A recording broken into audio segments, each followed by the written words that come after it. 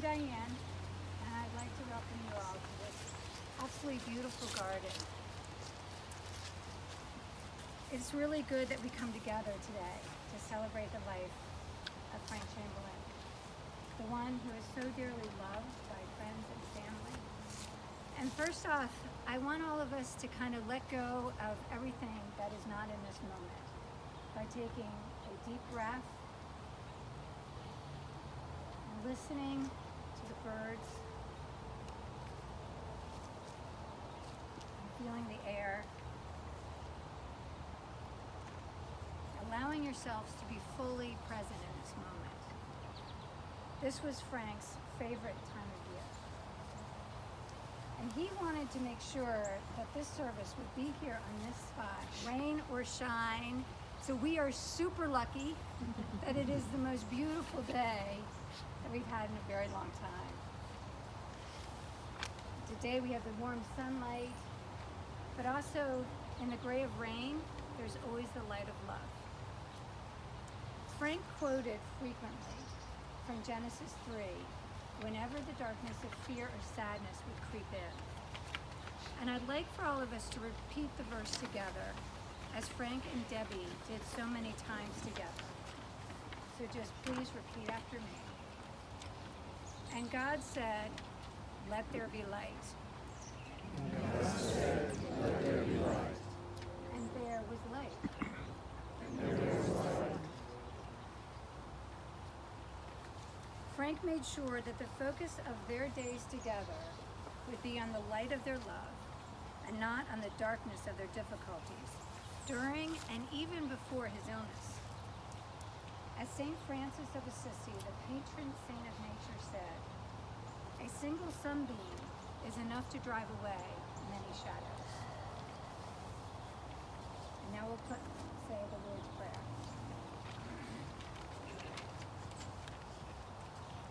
Our Father, which art in heaven, hallowed be thy name. Thy kingdom come, thy will be done, on earth as it is in heaven. Give us this day our daily bread, and forgive us our trespasses, as we forgive them that trespass against us. And lead us not into temptation, but deliver us from evil. For thine is the kingdom, the power, and the glory, forever and ever. Amen.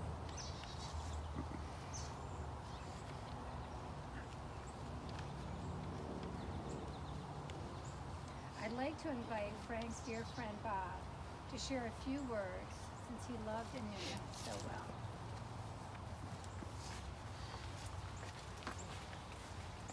Hi, Hi.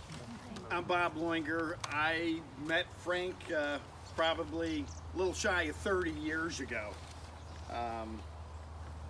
He lived down the road from me with Debbie, and I think Frank was the most compassionate man I knew, and like most of you, I'm gonna miss him greatly. We probably all know Frank in different ways, from different times, from different periods. Some maybe from when he was a child, some from work, some from Harley groups or other groups. We all have a connection to Frank. He was born on August 24th, 1952, and he grew up in Damascus with his parents and his little sister, Sherry. Frank survived his entire family. His parents passed. His mom died at 52 of lung cancer, and his sister Sherry tragically died at 45. But despite these tragedies and some really, really difficult life cards that were dealt to Frank, Frank never seemed to me to be bitter or angry about life. He remained concerned about those around him and those he loved. Simply put, he was a guy who cared. Now, I met Frank over a roofing issue at my house almost 30 years ago. I didn't actually hire Frank to do my roof. I hired two people that probably didn't know what they were doing. I had never met Frank, I didn't know him, but since he had to drive by my house, he saw what was going on. He got concerned. He found somebody that knew me and said, if this guy doesn't know and he's in trouble, give him my number and have him call me, and I did. And I think as we go through life, we all end up in situations where we're in over our head and really don't know what to do. And that was me at that time. And the relief I felt when all of a sudden, here was this guy I never met who just showed up. He was a contractor. He knew what to do. He had the answers. And he didn't care that he didn't know me. He just cared about other people. He resolved the issue for me. And on that day, Frank was my hero. And Frank continued to be my hero for years to come. Like all heroes, we have our adventures, and I'm sure all of you have your own adventures that you shared with Frank and different experiences that you had. And I feel honored today to be able to share some of my experiences with Frank with all of you. And I'd encourage you all as time goes on and allows to share your stories of Frank with one another, because he was such a great guy and he just cared about all of the people in his life. Frank was an avid Harley owner and was a lifetime member of Hog. He always tinkered on bikes for his entire life. I never remember him not tinkering on something and always trying to make it better.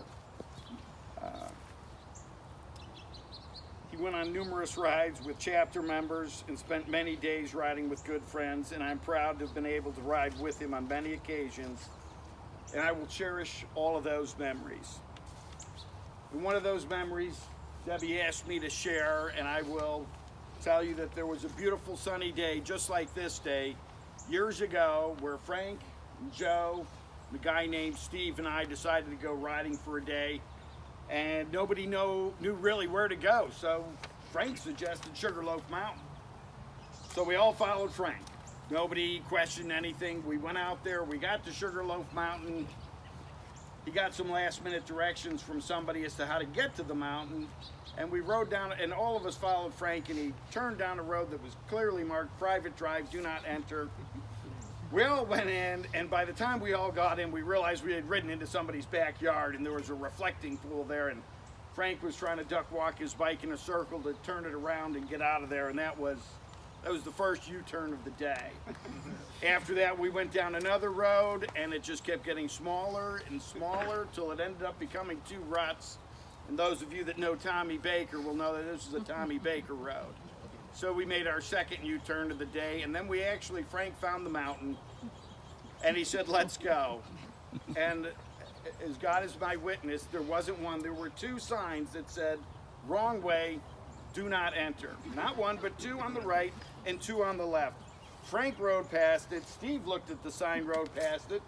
I gestured to Joe, who just kind of shrugged, and we all followed Frank. I mean, why wouldn't you? And in about 100 yards, we realized why those signs were there as traffic started coming down.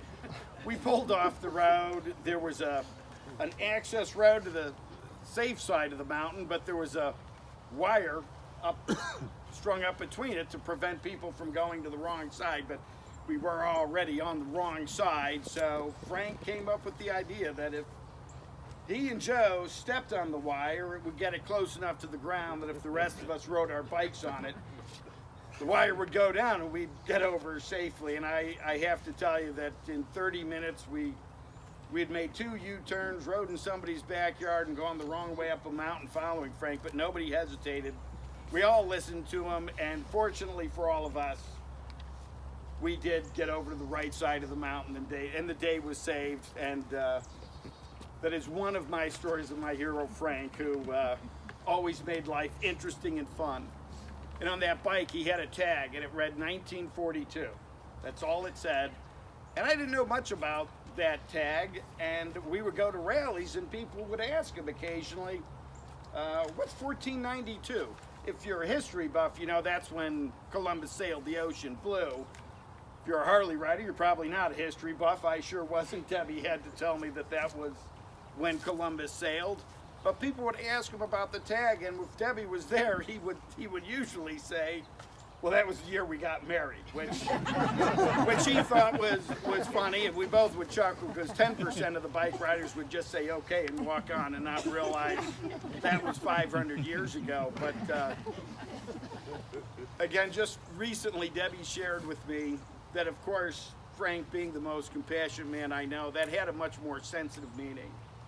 There was actually a bar called 1492, and in 1979, Frank met the most wonderful woman in that bar. And it was Debbie, of course, and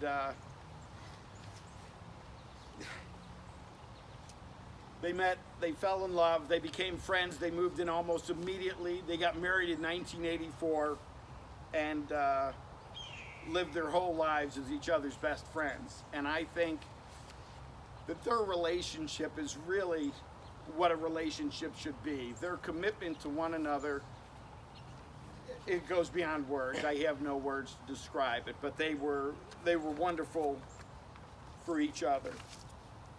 Now, shortly after my roof debacle, a storm came through and blew siding off of my house, but this time I knew who to call, and I called Frank immediately and said, "When you go by my house, can you fix it?" He did, but when he came by and did the whole bidding of the job, and he left a folder there, and it was a folder that had information for new homeowners and what you should do, what you shouldn't do, how much deposit should you give somebody or not. I thought it was incredible. And when he came to check on the guys doing the job, I went out and I said, "Frank, you are fantastic. This folder is outstanding." And he just kind of chuckled at me, and it's Frank, so you really didn't care if he laughed at you, but he said I didn't have a thing to do with that. That was all Debbie. She's the brains, and I'm the brawn. And nobody really ever challenged that. And they were perfect for one another. I just am at a loss of words, but they fit each other, and their commitment to each other was just outstanding. Frank spent probably his entire career in the construction industry. With the help of Debbie, he built his own company, Custom Exteriors and Remodeling.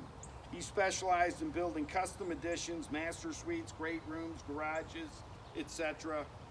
I'm fortunate enough to live in a house that he did.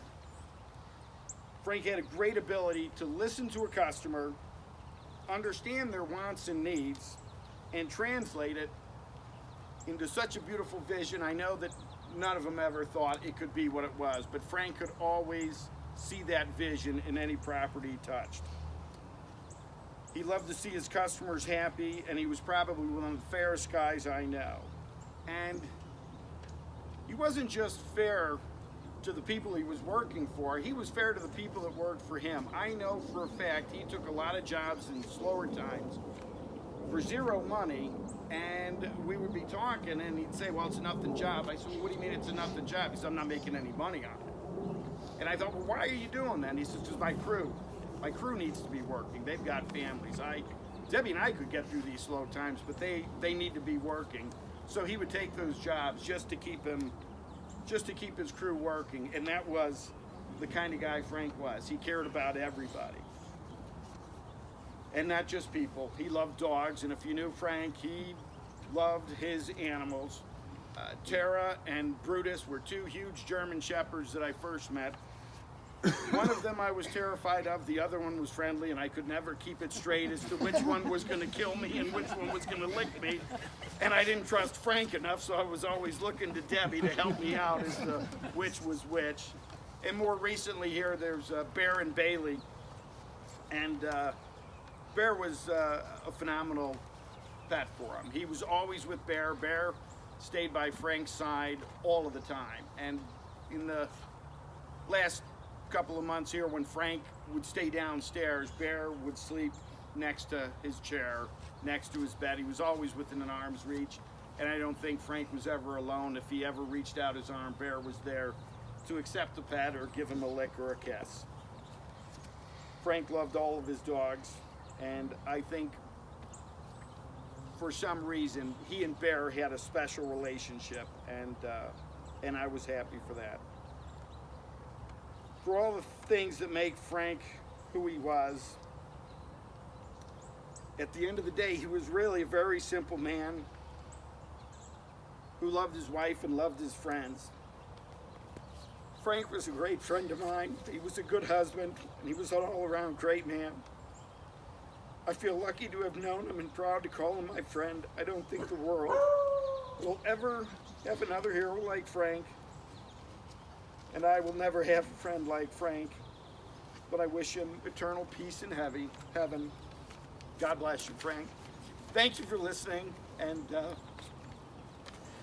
thank you so much for allowing me, Deb.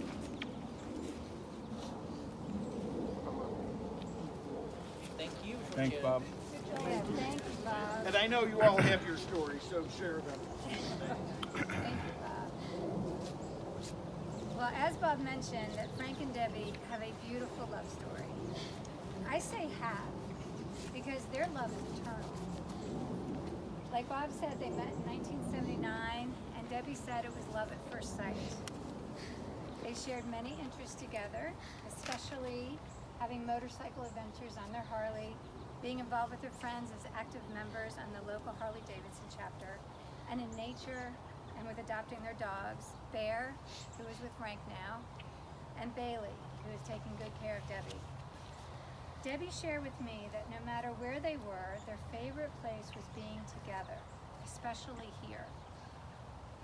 Frank, as you all know, deeply loved Debbie. He showed her in every way, but very simple acts of love. He wasn't one for the big, dramatic display of romantic gestures, but he made sure that Debbie felt and knew that he loved her every single day. Through hiding little love notes where she could find them. And Frank was still writing her love notes, even when he was in hospice. During their life together, she'd mention a particular flower that she'd like to have for the garden or landscaping idea. He would listen and then surprise Debbie with a mum she mentioned just in passing, already planted by the time she got home from work. Or notice that Frank had planted special flowers to attract the hummingbirds that they liked to watch together. His love came from a deep awareness of how lucky he was to have Debbie as his wife, who let him know, in her own way, how much he was loved by her. Frank knew how hard life could be. He knew how rare and truly miraculous their love was. When the rest of the world would try to invade their peace, they would always remind each other, nothing matters but what is between us. Everything else is just BS. Frank felt that he had been given extra time on this earth because he had a few close calls with death. So even though in his heart, he didn't want to have to leave, he was deeply grateful for the extra time he did have with Debbie. So he would tell her, let there be no dark days. Be happy. Don't sit around and cry. I could have died a long time ago. I believe that he knew that his love was always going to surround her and make her strong. So I thought this next prayer from St. Francis of Assisi described how Frank lived his life. We can say it together if you like. Lord, make me an instrument of thy peace. Where there is hatred, let me sow love. Where there is injury, pardon. Where there is doubt, faith. Where there is despair, hope. Where there is darkness, light. And where there is sadness, joy. O divine Master, grant that I may not so much seek to be consoled as to console, to be understood as to understand, to be loved as to love. For it is in giving that we receive, and it is in pardoning that we are pardoned, and it is dying that we are born into eternal life. I like to think that even though we cannot see, feel, or hear Frank, though his life is no longer contained in his flesh and blood, but it's freed to be in the beauty of this world, in the sounds of nature, and in the roar of a Harley, in the movement of the clouds, and in the sense of the seasons. Frank's presence is felt in this beautiful garden. in the changing colors of the leaves and the crisp, cool air. St. Francis of Assisi also said, start by doing what is necessary, then do what is possible, and suddenly you're doing the impossible. Death is not the end, but a shift in how we're able to relate to Frank. It is a struggle for us to make this shift in perspective. Those that have gone before us don't want to leave us as much as we don't want to let them go. But maybe we don't have to be without them completely if we shift our perspective, which seems like now is doing the impossible. But when something reminds you of Frank, let yourself feel his love for you instead of the pain of missing him. Every day is an opportunity to be a living prayer of gratitude for all that reminds you of Frank, that he lives on in you, in your stories, in your memories, in your hearts. Love can never die. The body gets ill and passes away. But love can never leave you. And I'd like us together to say the Serenity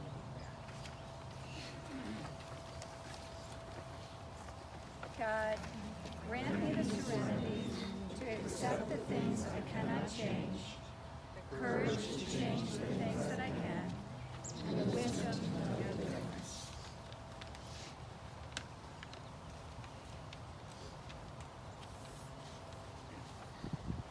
Allow yourself your sadness, your tears, and even anger. But please honor Frank by not lingering there. Honor him by listening and feeling the wind blowing, by being thrilled by the beauty of the sun shining, and savoring its warmth on your skin, and by laughing freely as Frank would do, and by loving each other and seeing the best in each other. Frank would do random acts of kindness for friends and strangers alike, sometimes risking his own life for the sake of another. When you leave here, do a Frank by helping someone anonymously, by never forgetting to say thank you for a kindness no matter how small, by ignoring your own suffering in order to make someone else feel good, and by loving those in your life with an unwavering focus upon them. Because as Frank said, love is all that really matters. And it was his wish that we sing Amazing Grace together. I cannot sing, so everyone has to sing together. Do you have music at all? I have two verses. Okay, so who can sing? Anyone? 'Cause I'm really not being modest. You can hear my talking voice. I can't sing. Start it. All right.